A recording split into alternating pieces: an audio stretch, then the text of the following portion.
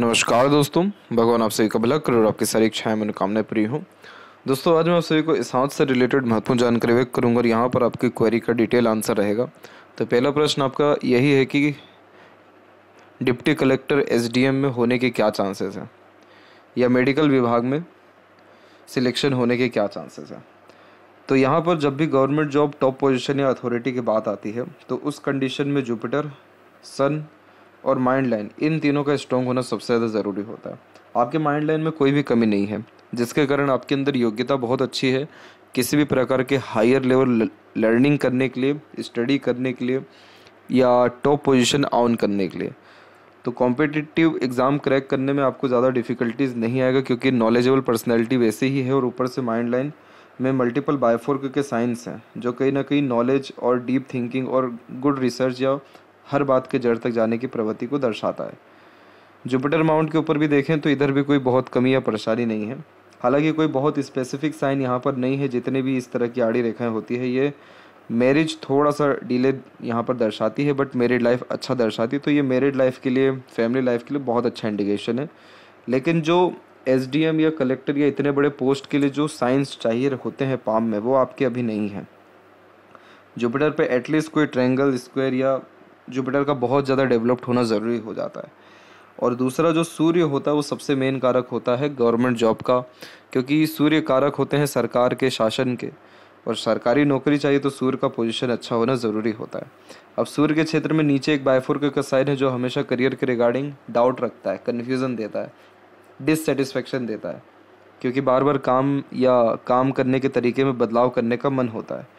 और दूसरा एक जो अपर में है, ये यहाँ पर अभी फिश साइन यहाँ डेवलप हुआ नहीं है, ये एक आइलैंड का ही साइन है एक तरीके का।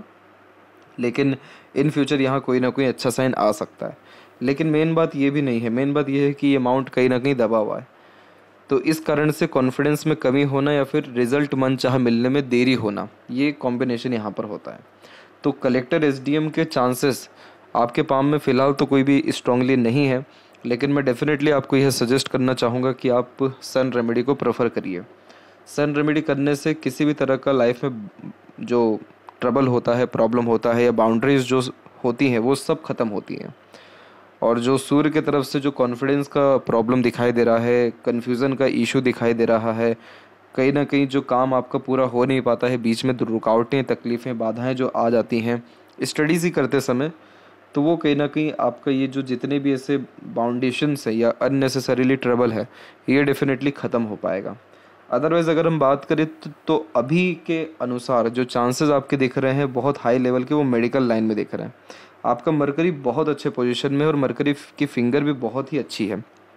तो इस कंडीशन में जो एसडीएम के रिगार्डिंग आपने जो प्रश्न किया था कि मेडिकल लाइन में भी हो सकता है, तो यस, उसमें चांसेस कहीं ना कहीं बहुत ज़्यादा हाई हैं।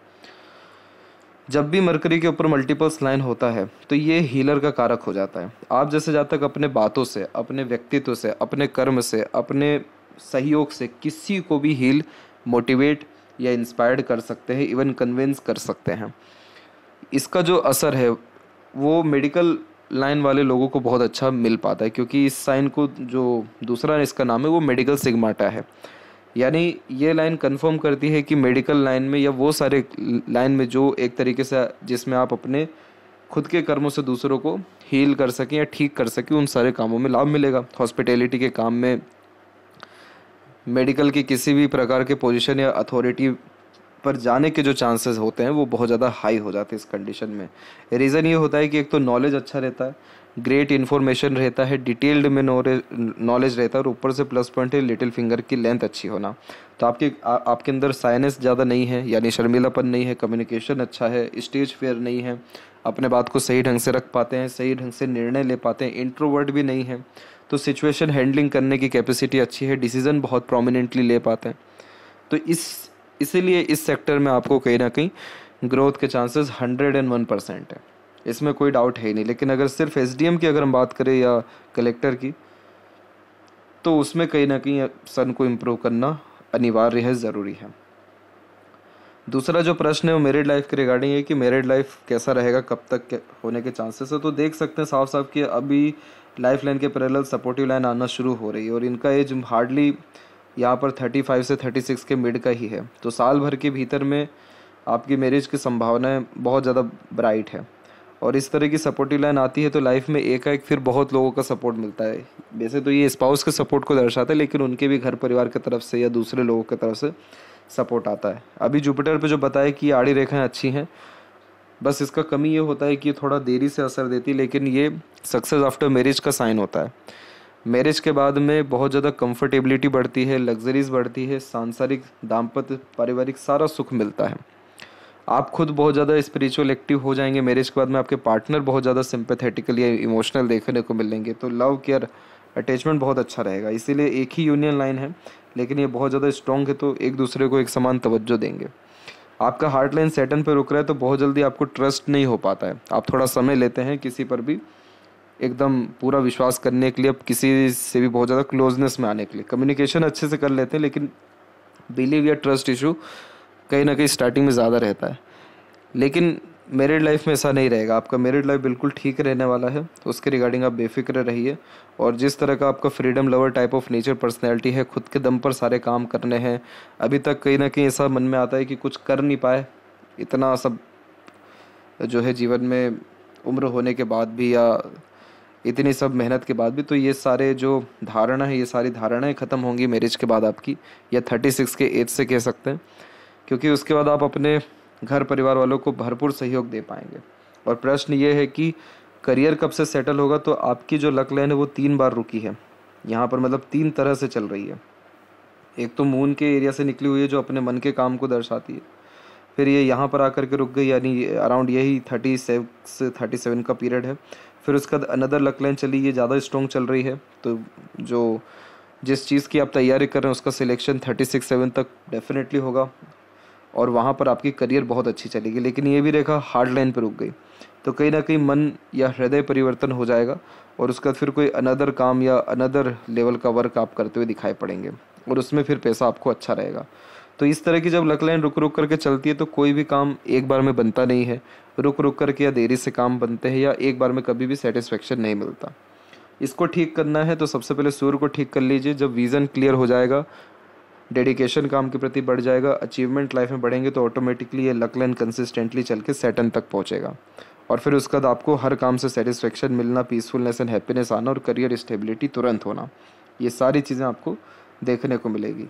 अभी के समय या आने वाले समय में बहुत सारी वरीज लाइन आ रही है जो चिंताएं आपको आपके फैमिली, करियर, इन सब के रिगार्डिंग देगी।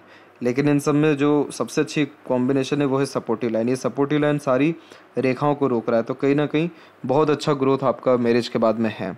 यही रीज़न है कि देख सकते हैं बहुत सारी सपोर्टिव लाइन एक एक्टिव होना शुरू हो रही है, और लाइफ स्टाइल भी बहुत ज़्यादा बेस्ट होने लग रहा है।